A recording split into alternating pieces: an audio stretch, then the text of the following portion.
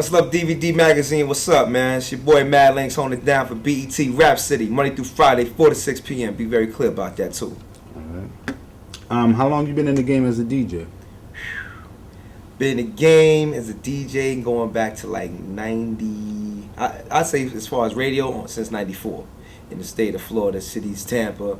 And I was a dude who, before commercial radio really embraced hip-hop and all these big conglomerate companies started flipping their radio station formats to hip-hop. And, Hot 97, of course, had been here, for so long. But in a lot of other areas, it was not popping on the radio. So I was actually at a community radio station, which was 70,000 watts. So it was crazy because we had the power of a major radio station. And I had a Saturday night jump off from midnight to 3. And cats from like within 100 miles of where I was at was all tuned in because it's before the internet, before cats was really, like in the mixtape game heavy as far as putting out their product, nationwide and worldwide.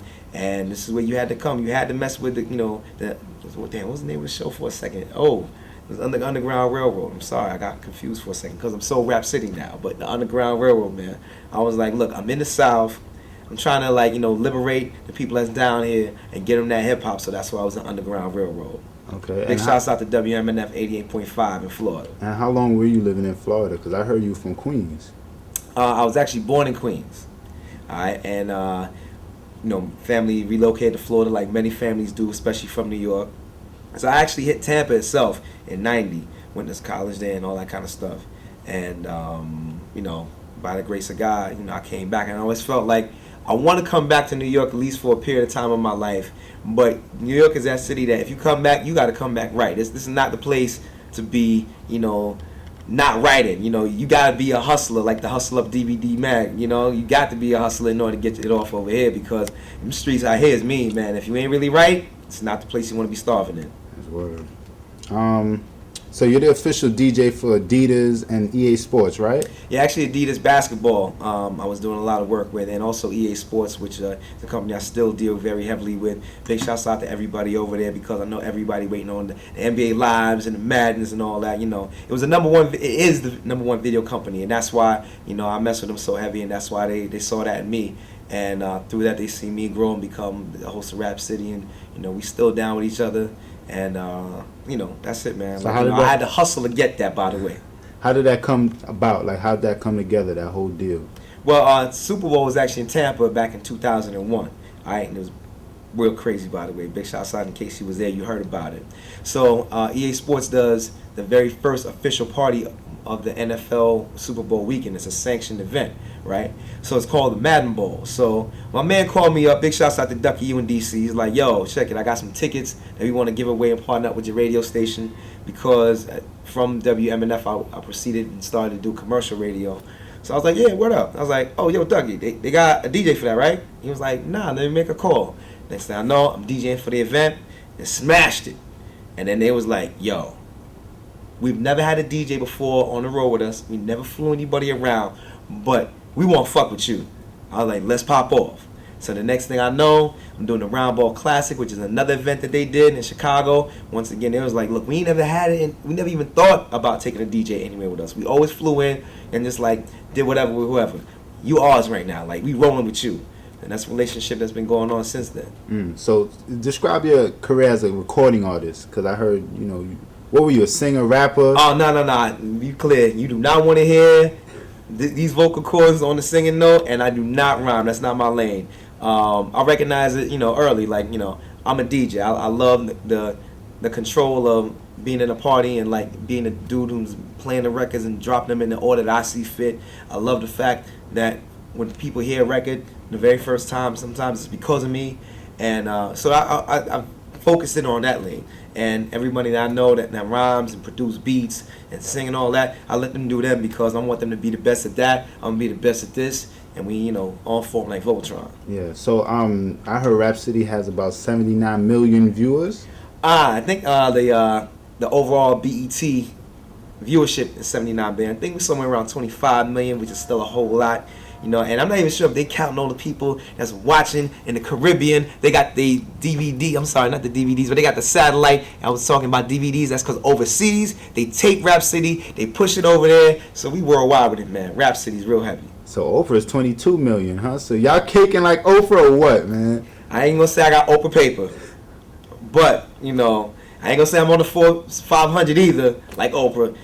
But you know, big shouts out to Oprah. You know, I think we competing, you know, for viewers around that same time, 4 o'clock.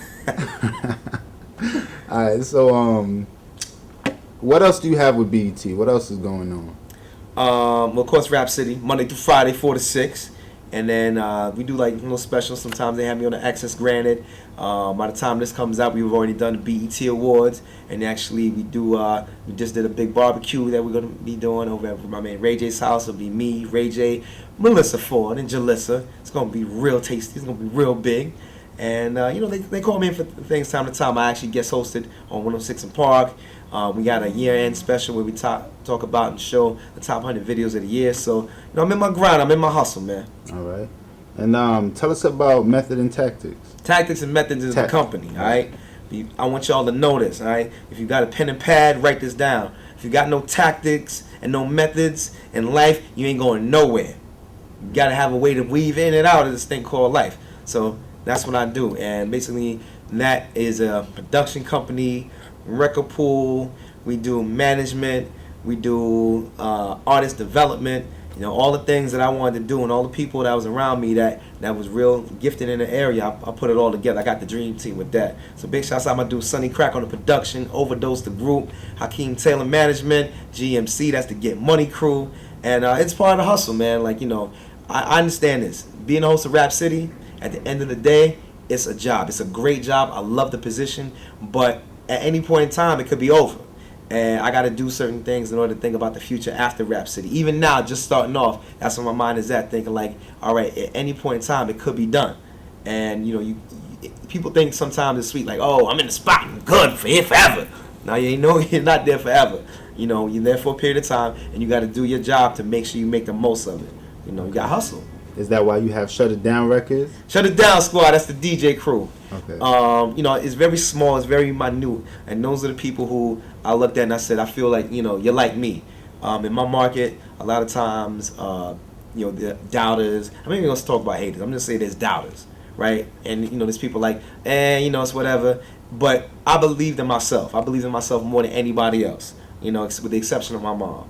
And I looked at myself and what I did and what I accomplished, and I saw, you know, some young gunners coming up, and they was like, you know, reaching out to me, and I felt that they were like me. They were talented, they were dope, and they weren't getting maybe their just due. So I was like, you know what, y'all, we like a squad, man. So that was the whole purpose of the Shut It Down Squad was. It was like, yo, if you don't got us involved in your project, if you don't got us DJing at your club, if you ain't got us doing your mixtape, you may as well shut it down. Right. Big shouts out to DJ SR, DJ Ritz, DJ Knuckles, and my man Q45, man. Okay. Shut It Down Squad full effect. What's the difference between radio DJ, TV DJ, and party DJ? And what do you prefer? I love it all, man. I'll be the first one to say that in the beginning of Rap City, you know, it was kind of, you know, rough. It was a lot of adjustments being made. There was a lot of things getting used to. I had to get used to a new situation. The new situation had to get used to me. I'm used to doing like radio where things are formatted a lot differently. I could get away with more on radio than I can on TV because TV definitely got to be G-rated or PG-rated at the very least. So whereas, you know, radio, you can kind of like, you know, throw in some innuendos and like allow the imagination to kind of run a little bit more rampant. So I had to get adjusted to that. And I've been doing radio for so long that it's second nature is what I do. So now finally, you know, we getting our feet up on us. You know, we was crawling, now we walking. You know, we get starting to even like jog a little bit on the Rap City situation. So, you know, I had to apply what I did with radio and apply it to Rap City. And then, you know, I realized this, man. Everybody got an opinion. Everybody got an idea of what this should be or what that should be. So, especially in these streets, talk all day and all night. So, you know, my people, my core, they're all giving me information. I'm just listening to other things. I'm trying to take, you know, the good out of it all. And eventually I just got to the point, you know what? Let me just do me. I can be the best Linx I can be. I can be Linx all day. But me trying to do this because this dude in the barbershop said that, or that dude on the block said this, I'm not keeping it real. I'm not doing what I'm doing if I'm doing what they're talking about. So and once that happened, and once I really got back focused on Linx, you know, I think there was a big difference. So I love that. I love radio because, you know, the fact of the matter is, man, hip hop is so much driven into music.